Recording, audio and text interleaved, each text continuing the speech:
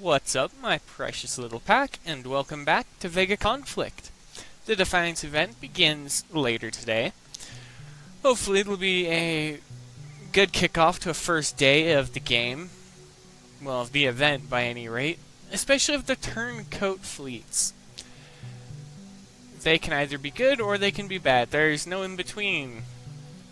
Well, there is in some respects. I'll talk about that when I actually get to fight them once they start spawning. I'm going to quickly go over the Defiance briefings and stuff like that, and the in-game stuff that's popped up.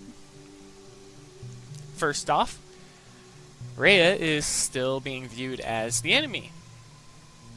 She's still fugitive, she's still on the run. And she says someone framed her, as we all know.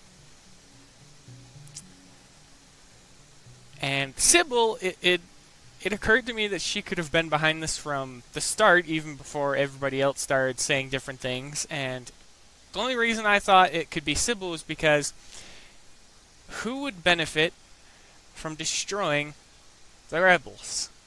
The minor rebellion. Who would benefit from it? Easy. VEGA. Now, what do we know about Sybil? Well, we know that she was a VEGA AI originally before she was reprogrammed to work with us. She is more or less our handler. It's what she does. Whoever hacked her recently to turn her against the rebellion and have her begin attacking the minor rebellion and doing this and doing that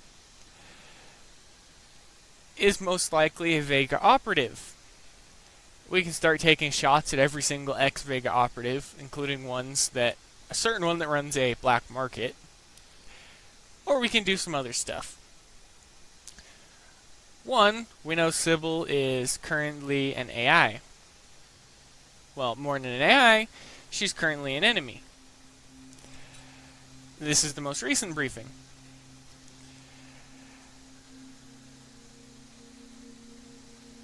She was to divide the rebel forces to steal Axis technology. VEGA was falling behind because as soon as the aliens started fighting us, we had a certain group step forth. We worked with, we got Xeno, Rhea led us to the Axis. I have a feeling that during this event or the next event, we're going to have to get Rhea back from VEGA. It's just a little feeling.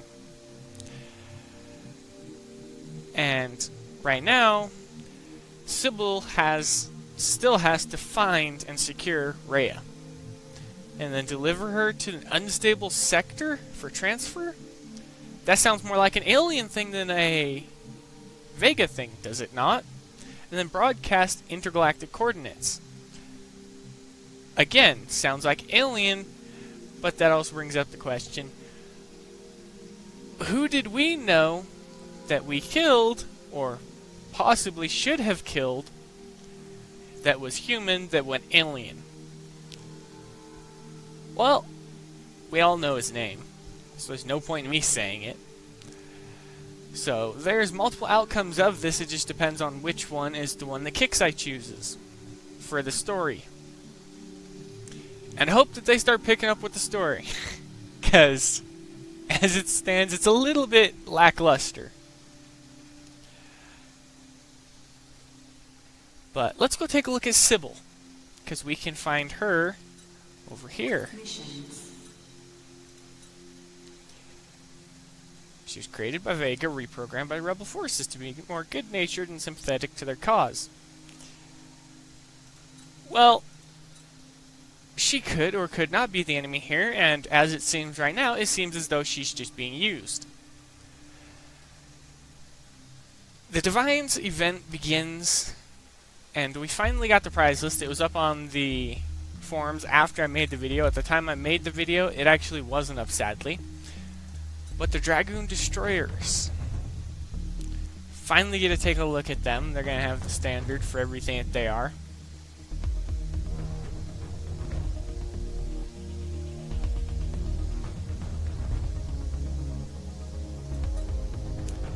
And only the top 10 players are going to be allowed to get them. So that's a bit of a short-sighted focus, but this is something I found funny. The range that you can give this destroyer over other destroyers with a beam class weapon, you can stack its range of the 50% bonus along with the one that you get from the black market per se when it's open, and you can have 100% range boost. So what should be what, 300 meters, well, 3,000 meters, it's now 6,000 meters. That's quite a beautiful weapon in my eyes. To have that kind of range, that kind of power, and the only thing that could block its damage type is its own ship class. That's an incredible weapon. I'm still waiting to see the the Void Eclipse Driver for the Marauder faction, because I see that as being the best one. You slap it on destroyers, the only thing that's going to be able to fight you is destroyers at that point. And as for the prizes, my recommendations are the Pegasus, Blueprint, and the ship, so you're going to have to try and get 3,600,000. Next up, the Paladin Carrier, and yes, this is the official prize list, other than the short one I gave in the previous video.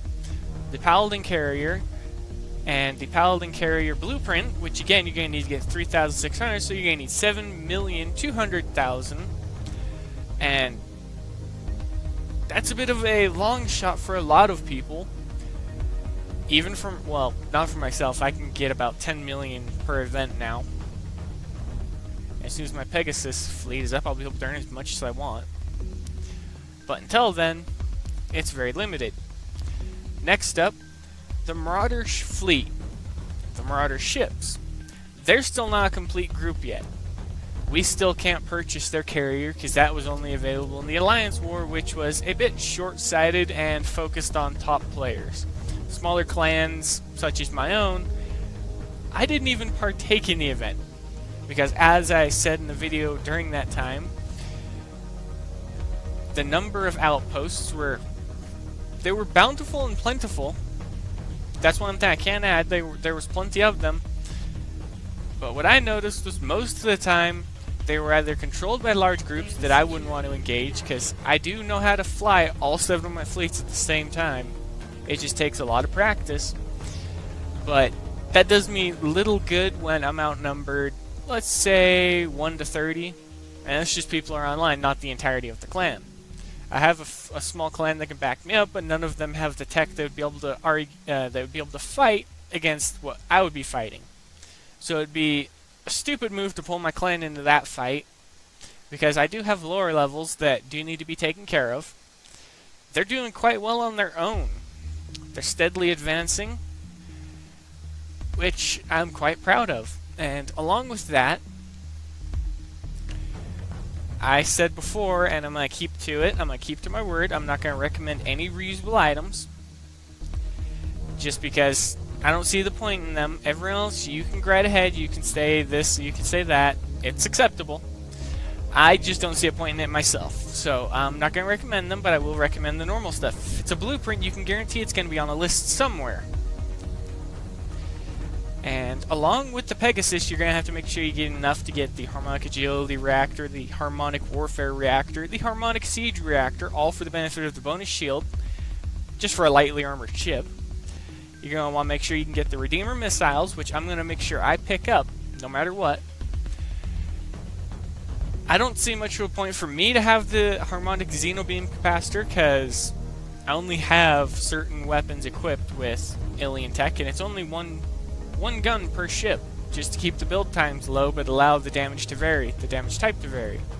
Last but not least, resources, as always. Try and get everything you can, because everything you can get here means you don't have to farm it elsewhere. Last but not least, the tokens. Depending on which tier you're building into,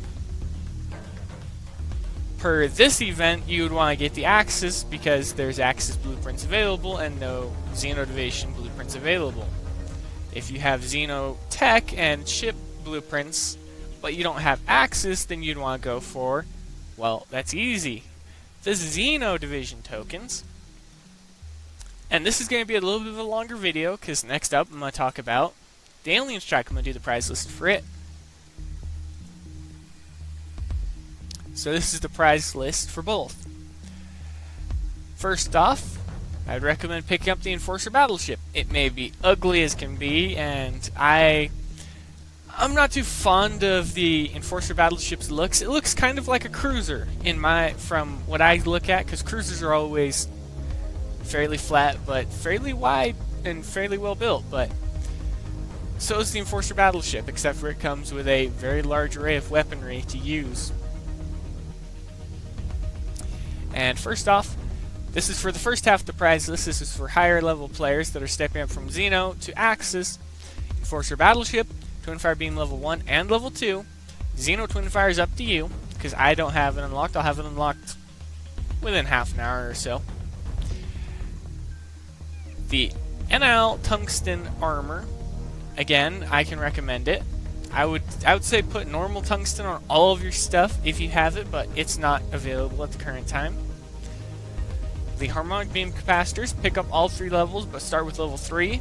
That way you have the best one right away. Harmonic Phase Shifter Generator, just for your carrier, your Paladin specifically. Pick it up if you want to do a little bit more siege, and it's a little bit more useful during siege, because it allows you to ignore shields on bases and stuff like that, so you can get right to the health. The Exophase Shields, the only one I can recommend personally because it's on most of my ships, is 1, but my carriers and a few builds will have level 3, but until I start majorly making them, I can only recommend level 1. You can pick up all 3, but I would only ever recommend using level 1. I'm a farmer, what I do is I keep build and repair time down. Fury Drones. Okay, reusable items. They're the only thing you can equip on your carrier, though, is the drones and squadrons. You can equip plenty on it, but the best you can get for it is Fury Drones, Yellow Jacket drones, the Red Hawk drones, the Blue Tail drones. And now here comes the part where I'm going to break my own rule. I didn't recommend... I said I wouldn't recommend reusable items anymore. I'm not. You can ignore them. Thought I was actually going to break it? Not a chance. Next up, blueprints for the Rupture Beam, and now we get to jump back up. And now for the lower tier. If you're just stepping up from tier 5.5 to 6, you're going to be going after the Annihilator Battleship. The Rupture Beam, level 1 through 3, 3 backwards, I'm going 3, 2, 1. You're going to pick up at least the Rupture Beam level 1 because you're going to want at least 1 on your ships until you can get the projectile weapon, which was the Shatter Driver. You're going to want the Beam Capacitors, which I'm going to be picking up everything. I'm going to pick up as much out of here as I can. I've been farming very little today, which is a surprise. And as for its armor, the NL Heavy Talonite Armor level 1. You can pick up both, but I'd recommend using level 1. And the reason I always recommend using level 1 weapons and level 1 armor and all of that, it isn't because I have anything against the longer build times or anything like that. It's actually due to weight. I tend to find that I can fit just about everything, I can fill every single slot on a ship with the level 1 of everything. Weapons, upgrades, well, in this case I can put Harmonic Beam Capacitor level 3 on most of my stuff, and it'll fit with armor to spare. That's the reason I do the low-level builds. And now, for you players who are trying to fight your way up, if you got tier 3 ships, let me just quickly dump this guy out. I'm going to show you my old build when I was fighting the Hives. First off, any type of carrier with an agility support field is acceptable. I would recommend if you got only a Midgard, I would recommend you having the interceptors on it just to have as much range on it as you can, because you want it to be able to help towards the damage. So first off, Midgard. We're going to put 3 energy class Revelations. And these ones are built to brawl. So don't worry about breaking them, because they're most likely going to be used to being broken and fighting hard. And this one, I wouldn't recommend this fitting for going against Hives. This is actually for a different reason. But let's just swap this one over here. But you're going to have 3 energy class cruisers. and the reason I'm using this tier is because they're easy to produce. Next up, you're going to have Fury battleships covering them, or in this case, since I don't have Fury, we'll emulate a Fury with this one. And they're going to be energy class as well. Well, not quite. You're going to have a few missile projectiles on them to help deal with the squadrons of the Hives. How I'd recommend taking them on, fly to just within the area of their range, keeping your entire fleet in a group, so under the Shift 1 key. And everything you do, you're going to want to keep them together up until the enemy launches the squadrons. Then you're going to want to break the cruisers off, and you're going to want to have them rush down the Hives while your battleships cover your carrier, and your carrier keeps moving. So you're going to want to split into two groups at that point. You're going to want one group on control button 1, and the second group, which will most likely be your cruisers, on control button 2. You advance down quickly, and this build, you can easily mark upgrade. You can easily farm the stuff to mark upgrade them, and you don't have to have Furies. You can. I used the Revelation just because I was using them for the armor, so that they could take a bit more of a beating. And the longest repair time that the fleet will ever see will never be above 6 hours. If you want to be able to farm multiple times a day as a low level, you need to make sure you stay below 6 hours so you can use the fleet at least 3 times a day if you're going to break it every time. So that'll mean you have 18 hours. With the last repair, you're probably going to leave one ship dead, but for this build, most of the time, once everything's within range, you leave your battleships, they abandon the carrier as the escort once they're in range, they engage the Hives, and since these aren't barrage Hives, these are just the normal Hives, if I'm not mistaken, they are the Hives that I actually advanced into the Xeno Division tier with. So you're going to be fighting these guys. Level 40s and 50s, and this fleet build works up to level 50s, but you have to get your movements just right, because one wrong misclick could cost you the carrier, which for some reason the Hive always auto-targeted. It would ignore other ships, or it would target your highest level Revelation. I don't know why it was doing that either, especially when there was literally unarmored battleships on either side that it could have attacked. But you're going to want to make sure that everything is covered by the battleships and they cover each other. So you're going to want to have a tight fitting up until you start to engage the Hives. Then you want to split your ships up just enough to where the spread of the main cannon of the Hive doesn't hit multiple ships. But at that point, you should have a low repair time. I got it free a few times in the 40s and the 50s. It's just a matter of timing it correctly and having everything where they need to be at specific times. And now for recommended targets for an alien strike. I'm hitting Ancient Reaper 70s. I'm going to show you why. Why would I be hitting Ancient Reaper 70s? Easy. I'm hitting them just because I have such a well-built fleet specifically for them. And it's a bit of a short-sighted and solo-focused fleet, but you can modify it here and there to tweak it just enough to be useful in all regards. But I'm going to show you what I'm doing to take on the 75s and only take it about 2 minutes of repair time.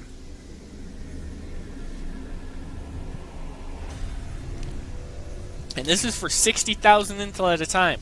You can only do this with an Axis fleet because they have the built-in resistance. And before anyone says that I have all of mine maxed out, no. They're all Mark II or above. Mark III carrier, Mark III, and then everything else is Mark II in this fleet. The AI may be on. You can disable it if you want. I'd leave it on so that they don't sit still when they close in on the range of the primary ships.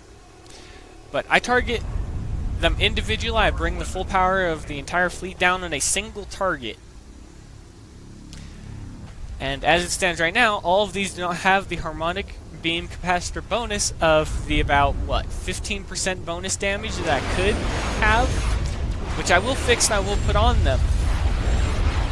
And that's another thing I realized while I was looking at the Pegasus. You can make a fairly good build, support build, if you don't want to use battleships and you want to use Pegasus. You get the benefit of the harmonic whether you equip energy weapons on it or not. So if you want to throw away one of your reactors, I will do a build on it at some point of ditching one of the reactors in favor of the harmonic just for a little bit more ship damage but losing a little bit of shield power. But it'll be a fairly interesting fight, and I expect it to go fairly well. And the fitting of the Pegasus will be more or less, it'll be focused on fighting. It'll be focused on fighting the Fractured Axis fleets, the ones that we have to fight, the AIs. It'll be focused on that. And I'm going to be doing feature videos with the Pegasus a little bit more often. I'm going to show how to use it, how not to use it, what it's good in farming, and I can easily, with a solo Pegasus, it can hit up to level 50 AI cargo fleets very easily for free repair time. Well, actually, it's not free repair time. I've managed to get it down to almost the point where its little bit of damage it has in output is more than capable of destroying the entire fleet without it ever being touched. And it can also farm in certain strikes, so long as the carriers don't have the stupidly long-ranged squadrons, and I'm referring to the Ragnarok in the Planet Strike, where it launches its squadrons at the same range that its support field ends. We don't have a single squadron in the game that can fly that far out, but Kixeye does, so against the Planet Strikes, I would recommend having 2 Pegasuses, one to cover the other and whatnot. And you got a little bit more blood amber. Awaiting orders. Repair completed. Repair completed. And as I said, 1 to 2 minutes of repair time. Not once has it gone to 3 minutes yet. The longest it's gone is 2 minutes and 29 seconds of repair time doing it that way. And you can do it as many times as you want, as long as you have targets available. And when I started the event, I didn't have any harmonic beam capacitors. I picked them all up in about 35 minutes. And that's just off of hitting the level 75s. I can't recommend hitting the 80s because they're a little bit overpowered, and I take about an hour and 12 minutes repair time per 80. So they'll be the thing that if you want to repair stuff overnight, hit them to get the largest payout for the amount of damage you're taking. But to give yourself damage, you're not going to be farming for X number of hours before you go to bed. You can farm up for 1 hour, go to bed, while your fleet repairs overnight for 8 hours of repair time, or around that. But that's going to be it, everybody. If you have any helpful suggestions to leave for lower levels, newbies, or people who are just looking to talk, feel free to talk in the comments, feel free to comment, feel free to do just about everything, feel free to leave a like, comment, subscribe, it really helps me. And as always, everybody, I'll see you later on. I'll see you in the Defiance event. I'm going to be smashing up a few of the Turncoats. I'm going to see just what they've got going for them. I'm going to see whether my little baby fleet will be capable of taking on event fleets, but I know it'll be able to handle everything that doesn't have a carrier, because it's always going to be faster than them. But best of luck to you all out there in the void. Yeah. Come on, speak correctly. But best of luck to you all out there in the void. May your repair time stay low, your cargo holds be filled, and you have a good time. And as always, everybody, I'll see you later.